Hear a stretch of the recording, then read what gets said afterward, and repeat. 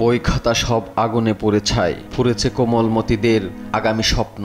তাই ভাঙা গলায় এখন শুধুই স্বপ্ন ভাঙার আক্ষেপ মহাখালী করাইল বস্তির বউবাজারের ছোট্ট শিশু আসমাউল হোসনা রুমির।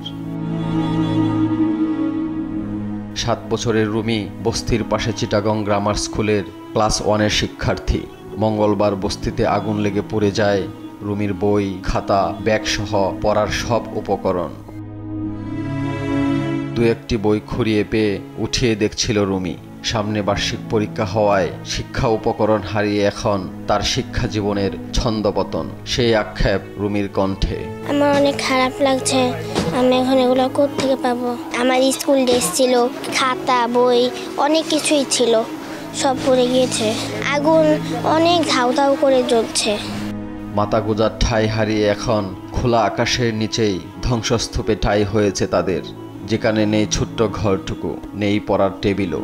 অনেক খারাপ লেগেছে, আবার ভয়ও পেয়েছি, অনেক কাঁদছি, অনেক ধোঁয়া, অনেক আগুন। যদিও সব হারিয়েছে, সন্তানের পড়াশোনা চালিয়ে যাওয়ার আশায় বুক বাঁধছেন তার বাবা মা। এজন্য সবার সহযোগিতা চান তারা। কত আমি পুরো জায়গায় আছি আমার মেয়েটারে নিয়ে, এখন জানি না ভাগ্যে কি আছে, ভাগ্যে যা আছে তাই হবে। এত বড় ধাক্কা আসলে সামাল দেওয়া সম্ভব না।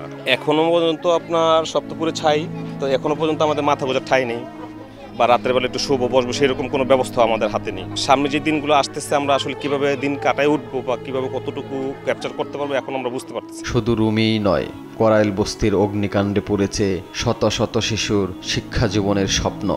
এজন্য তাদের সহযোগিতায় সমাজের বিত্তবানদের পাশাপাশি সরকারকে এগিয়ে আসার আহ্বান ক্ষতিগ্রস্তদের।